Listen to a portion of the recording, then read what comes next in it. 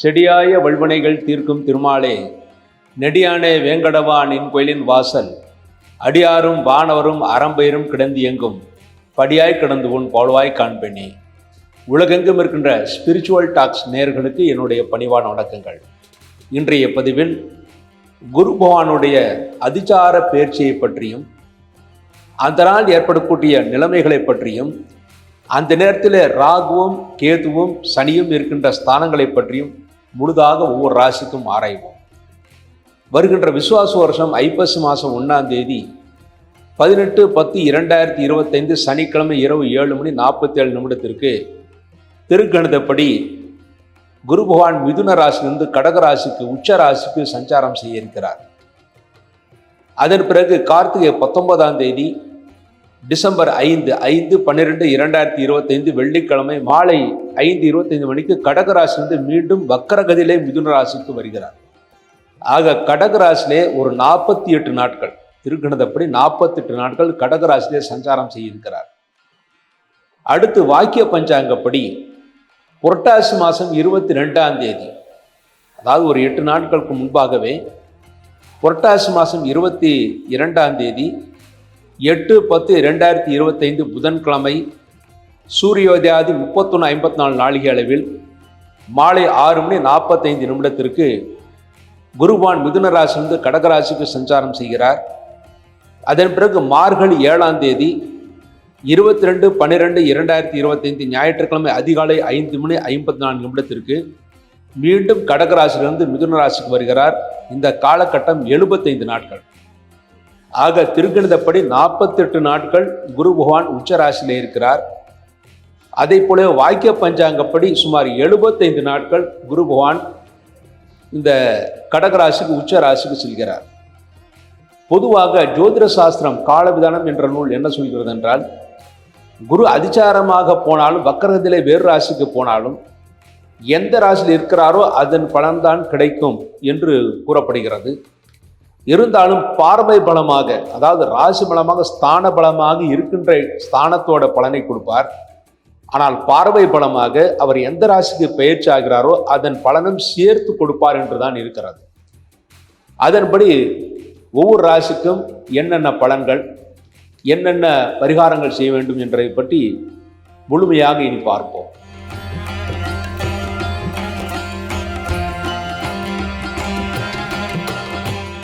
அஸ்வினி பரணி கிருத்திகை 1ஆம் பாதத்திலே பிறந்த மேஷராசி நண்பர்களே, இதுவரை உங்கள் ராசிக்கு 3ஆம் இடத்தில் இருந்த குரு பகவான் அதிசாரமாக இப்பொழுது 4வது ராசிக்கு உச்ச ராசிக்கு வருகிறார். 3ஆம் இடத்தை விட 4ஆம் இடம் ஓரளவு நல்ல இடம்தான். இருந்தாலும் 3ஆம் இடத்து பலனையும் சேர்த்து கொடுப்பார். என்றால் குரு அதிசாரம். அதிசாரம் என்பதனால் நம்முடைய தர்மசாஸ்திரப்படியும் நம்முடைய வானிலை சாஸ்திரப்படியும் ஜோதிட சாஸ்திரப்படியும் இருக்கின்ற ஸ்தானத்தோடு, அதாவது இதற்கு முன்பாக எந்த ஸ்தானத்தில் இருக்கிறோ அந்த ஸ்தான பலனையும் சேர்த்து தான் கொடுப்பார். இதுவரை 3ஆம் இடத்திலே பகை வீட்டில் இருந்தார், இப்பொழுது 4ஆம் இடத்துல உச்ச வீட்டுக்கு வருகிறார். ஆக 3ஆம் இடத்தில் உச்ச வீட்டில் இருந்தால் என்ன பலனோ அந்த பலனை கொடுப்பார் என்றுதான் இருக்கிறது. ஆகவே இந்த குரு பயிற்சியின் மூலமாக நீங்கள் தைரியமாக காரியங்களை செய்வீர்கள். தைரியம் நன்றாக இருக்கும். உங்களுக்கு 7.5 நடந்து கொண்டிருந்தாலும் அந்த தாக்கம் அதிகமாக இருக்காது.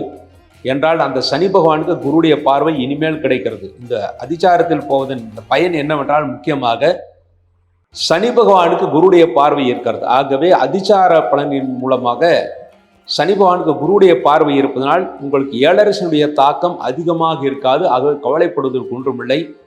இந்த அதிசாரம் ஓரளவு மேஷராசிக்கு நன்மைகளை ஏற்படுத்தி கொடுக்கும். 4ஆம் இடத்தில் இந்த குரு பகவான் வருவதனால் மாணவர்கள் நல்ல மதிப்பெண்களை பெறுவார்கள். புதிதாக வீடு மனை வாங்குவதற்காக முயற்சிகள் செய்தால் அது நடக்கும். என்றால் செலவினங்கள் ஸ்தானத்திலே சனி பகவான் இருக்கிறார்.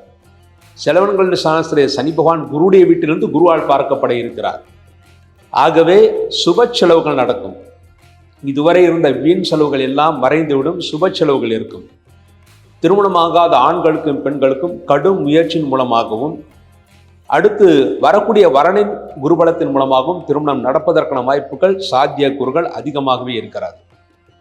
இந்த குருவான் 4ஆம் இடத்தில் வருவது புத்திரஸ்தானத்துக்கு விரயஸ்தானமாக இருப்பதனால் குழந்தைகள் நல்ல படிப்பார்கள். ஆனால் அவர்களுடைய படிப்புக்காக செலவினங்கள் மிக அதிகமாக செய்ய வேண்டியிருக்கும். ஆனால் அதற்குரிய வருமானம் உங்களுக்கு நிச்சயமாக கிடைக்கும். உங்கள் ராசிக்கு 5ஆம் இடத்துல கேதுபான் இப்பொழுது இருந்து கொண்டிருக்கிறார். ஆகவே குழந்தைகளுக்கு சிறு சிறு ஆரோக்கிய குறைகள் இருந்தாலும் குரு பகவான் உங்கள் ராசிக்கு 4ஆம் இடத்திலிருந்து புத்திரஸ்தானத்துக்கு 8ஆம் இடத்தை பார்வையிடுவதனால் நிச்சயமாக அவர்கள் நல்ல ஆயுளுடன் இருப்பார்கள், நல்ல முன்னேற்றத்தை அடைவார்கள், ஆரோக்கியத்துக்கு நல்ல மருத்துவம் கிடைக்கும், நல்ல ஆரோக்கியத்தையும் பெறுவார்கள். அடுத்து இந்த குரு பகவான் உங்கள் ராசிக்கு 8ஆம் இடத்தை பார்வையிட இருக்கிறார். சுகஸ்தானத்தில் 8ஆம் இடத்துக்கு பார்வையிடுவது சுகத்தை அதிகரிக்கும். இதுவரை உங்களுக்கு ஆரோக்கிய குறைவுகள் இருந்திருந்தாலும், முக்கியமாக தூக்க குறைவினால் இருந்த பிரச்சனைகள் இருந்தாலும் அந்த பிரச்சனைகள்லாம் விடுபட்டு நல்ல மருத்துவம் கிடைத்து உங்களுக்கு நல்ல ஆரோக்கியத்தை ஏற்படுத்தி கொடுப்பார். அதன் மூலமாக உங்களுடைய ஆரோக்கியம் விருத்தி அடையும், ஆயுளும் விருத்தி அடையும். மேலும் இந்த குருபான் உங்கள் ராசிக்கு 10ஆம் இடத்தை பார்வையிட இருக்கிறார். ஆகவே தொழில்துறையில் இருந்த சங்கடங்கள், பிரச்சனைகள் அனைத்தும் நீங்கும். மேலும் உங்கள் ராசிக்கு தொழில் ஸ்தானாதிபதியான சனிக்கு குருவுடைய பார்வை வருகிறது. ஆகவே தொழில்துறையில் இருந்த அனைத்து பிரச்சனைகளும் நீங்கும், நல்ல தொழில் வளர்ச்சி இருக்கும், புதிய முயற்சிகள் தொழில்துறையில நீங்கள் செய்யலாம். மேலும் வெளிநாடு செல்ல விரும்புபவர்களுக்கு இனிமேல் வெளிநாடு செல்லக்கூடிய வாய்ப்புகள் தேடி வரும். வெளிநாட்டில் படிப்பதற்காகவோ அல்லது வேலைக்காகவோ எதற்காக செல்ல வேண்டும் என்றாலும் அந்த காரியம் உங்களுக்கு நிச்சயமாக நடக்கும்.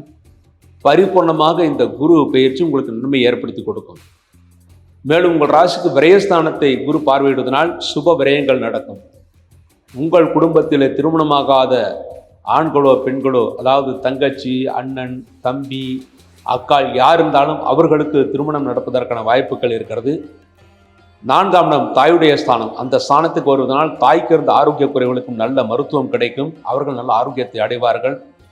தந்தை ஸ்தானத்துக்கு 8ஆம் இடத்திலே இருப்பதனால், 8ஆம் இடம் இருந்தாலும் உச்ச வீட்டுக்கு வருவதனால் தந்தைக்கும் நல்ல முன்னேற்றம் இருக்கும். தந்தை சில இடங்களை மாற்ற, அதாவது தந்தை படி உங்கள் ஜாதகப்படி உங்களுடைய ராசிப்படி தந்தை இடமாற்றம் செய்யக்கூடிய சூழ்நிலைகள் உருவாகும். வேலை செய்யும் இடமோ அல்லது குடியிருக்கும் வீடோ இடமாற்றம் செய்யக்கூடிய சூழ்நிலைகள் உருவாகும். இடமாற்றம் செய்தாலும் நிச்சயமாக தந்தைக்கும் நன்மைகளை ஏற்படுத்தி கொடுக்கும். இந்த குரு பயிற்சி, அந்த அதிசார பயிற்சி உங்களுக்கு அமோகமாக நன்றாகவே இருக்கிறது.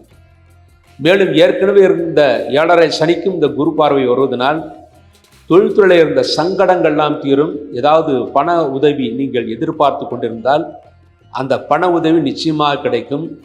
மேலும் சனி பகவான் உங்களுடைய லாபாதிபதி விரயஸ்தானத்தில் இருப்பது எவ்வளவு லாபம் வந்தாலும் விரயமாகும். அந்த விரயத்தை நல்ல விரயமாக மாற்றிக்கொள்வது உங்களுடைய புத்திசாலித்தனத்தில் இருக்கிறது. இப்பொழுது இந்த குரு 4ஆம் இடத்தில் இருந்து 5ஆம் இடத்தில் கேதுபான் இருப்பதனால் குழந்தைகளுக்கு சிறு சிறு மனக்குழப்பங்கள் இருக்கும். பரீட்சையிலே தோற்றுவிடுமோ என்று ஒரு பயம் இருக்கும். இன்டர்வியூக்கு செல்ல சொல்லுங்கள், நிச்சயமாக வெற்றி கிடைக்கும். ஏதாவது டியூஷனுக்கு ஏற்பாடு செய்ய சொல்லுங்கள், நிச்சயமாக வெற்றி கிடைக்கும். நல்ல டியூஷன் கொடுத்தால் நிச்சயமாக நல்ல மதிப்பெண்களை பெறுவார்கள். மேலும் லாபஸ்தானத்தில் ராகு பகவான் இருந்து குரு உங்கள் ராசிக்கு 4ஆம் இடத்தில் இருப்பதனால் தாத்தா, பாட்டி போன்றவர்களுடைய ஆரோக்கியம் நன்றாக இருக்கும். அவருடைய அனுகூலமும் உங்களுக்கு நன்றாகவே இருக்கும். மேலும் எப்படியும் இந்த குரு பயிற்சி போன குரு பயிற்சியை விட, அதாவது மிதுனத்தில் இருப்பதை விட அதிசாரமாக கடகத்தில் இருப்பது நன்மை சிறிது அதிகமாகத்தான் இருக்கிறதே தவிர தீமைகள் குறைவதற்காக இருக்கிறதே தவிர பெரிய தோஷங்கள் ஏற்படுத்தாது. சரி, மேலும் நன்மைகளை பெறுவதற்காக என்ன பரிகாரங்களை செய்ய வேண்டும் என்றால், உங்கள் ராசிக்கு அதிபதி செவ்வாய். செவ்வாய்க்கு உகந்த கடவுள் என்று பார்த்தால் முருகப்பெருமான், அடுத்து சக்கரத்தாழ்வார். அதாவது சாதாரணமாக மேஷத்திற்கு முருகப்பெருமான் என்று கூறுவார்கள். ஆனால் ஸ்ரீ வைஷ்ணவர்களுக்கு சக்கரத்தாழ்வார், லட்சுமி நரசிம்மர் தான் மிகவும் அனுகூலமானவர். ஆகவே செவ்வாய்க்கிழமை என்று முருகன் கோயிலுக்கு சென்றுவிட்டு அபிஷேக ஆராதனைகள் செய்துவிட்டு வாருங்கள். இந்த திருக்கணிதப்படி இந்த 48 நாளும், பாக்கி எப்படி என்றால் 75 நாளும் உங்களுக்கு நல்ல சந்தோஷம், முன்னேற்றத்தை ஏற்படுத்தி கொடுக்கும். மேலும் 7.5 சனி நடந்து கொண்டிருப்பதால் அந்த பலன்கள் நன்றாக கொடுக்க வேண்டும் என்பதற்காக, அந்த 7.5 சனி நல்ல சனியாக மாற வேண்டும் என்பதற்காக பிரதி சனிக்கிழமை சனி பகவானுக்கு நல்லெண்ணெய் தீபம், ஆஞ்சநேயருக்கு நெய் தீபம் ஏற்றிவிட்டு வாருங்கள். நிச்சயமாக தெய்வ அருள் உங்களுக்கு முழுமையாக கிடைக்கும். குலதெய்வ தோஷங்கள் இருந்தாலும் இந்த பரிகாரத்தின் மூலமாக குலதெய்வ அருள் உங்களுக்கு முழுமையாக கிடைக்கும். ஸ்ரீ வைஷ்ணவர்கள், மேஷ ராசியில் பிறந்தவர்கள் அவசியம் ஒரு முறை உங்களுடைய ஜென்ம நட்சத்திரத்திலே சக்கரத்தாழ்வாருக்கு அபிஷேகம் செய்ய வேண்டும்.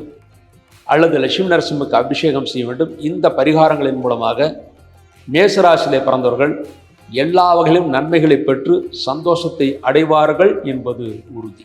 பொதுவாக குரு பகவான் தெய்வத்திற்கு சமமானவர். அதாவது மாதா பிதா குரு தெய்வம் என்று கூறுவார்கள். மாதா பிதாவுக்கு அடுத்தபடி குருதான் நமக்கு உற்ற துணையாக இருக்கக்கூடியவர். ஆக ஒவ்வொரு குரு பயிற்சியும் நமக்கு நன்மைகளையோ தீமைகளையோ அந்தந்த ராசிக்கு ஏற்றபடி கொடுப்பார். ஆனால் பிரார்த்தனைகள் நிச்சயமாக வெற்றி ஏற்படுத்தி கொடுக்கும். அந்த பிரார்த்தனைகள் என்னென்ன செய்யலாம் என்று ஒவ்வொரு ராசிக்கும் சொல்லியிருக்கிறேன். மேலும் குரு பகவானுக்கு 4 ஸ்தலங்கள் மிக முக்கியமானவை. புத்திர பாக்கியத்திற்காக செல்ல வேண்டிய குருஸ்தலம் குருவாயூரப்பன் கோயில், கிருஷ்ண பகவானுடைய கோயில் குருவாயூரப்பன் கோயில். அடுத்தது படிப்புக்காக நல்லாக படிக்க வேண்டும் என்பதற்காக நீங்கள் செல்ல வேண்டிய கோயில் ஆலங்குடியில் இருக்கின்ற குருபவான் கோயில். அடுத்து திருமணத்திற்காக நாம் செல்ல வேண்டிய குருபவானுடைய கோயில் என்று பார்த்தால் தஞ்சாவூருக்கு அருகிலே திட்டை என்ற ஊர் இருக்கிறது. அங்கே குருபவானுக்கு தண்ணி சன்னதி இருக்கிறது. அது திருமணத்திற்கான ஏற்பாட்டை தருகின்ற அந்த குருபவான் கோயில். அடுத்து தொழில்துறையில வெற்றி பெறுவதற்காக, தொழில்துறையில எத்தனையோ கோர்ட்டு விஷயங்கள் இருந்தாலும் அதற்கு வெற்றி பெறுவதற்காக நீங்கள் செல்ல வேண்டிய கோயில் திருச்செந்தூர் முருகன் கோயில். ஆக இந்த 4 கோயில்கள் உங்களுக்கு குருபவானுக்கு அபிமான ஸ்தலங்களாக இருக்கிறது. மேலும் குருபவானுடைய அபிமான ஸ்தலங்களில் ஒன்று உங்களுடைய குலதெய்வம். எந்த குலதெய்வமாக இருந்தாலும் சரி, அந்த குலதெய்வத்தை வணங்கினாலும் தெய்வ அருள் உங்களுக்கு முழுமையாக கிடைக்கும். அடுத்து குருவாக போற்றப்படுபவர் யார் என்றால் ஆசிரியர். உங்களுக்கு சொல்லிக் கொடுத்த ஆசிரியர், தொழில் சொல்லிக் கொடுத்த ஆசிரியரோ அல்லது உங்களுக்கு படிப்பு சொல்லிக் கொடுத்த ஆசிரியரோ யாராவது ஒருவருக்கு அல்லது வயதாகி அவர்கள் எல்லாரும் இறந்திருந்தால் ஏதாவது ஒரு ஆசிரியருக்கு வியாழக்கிழமை வஸ்திரதானம் செய்ய வேண்டும். இந்த பரிகாரங்களின் மூலமாக குருவுடைய அருள் முழுமையாக கிடைக்கும். பொதுவாக தனத்திற்கு காரகன் குரு, நல்ல வருமானத்திற்கு காரகன் குரு, தெய்வ அருளுக்கு காரகன் குரு.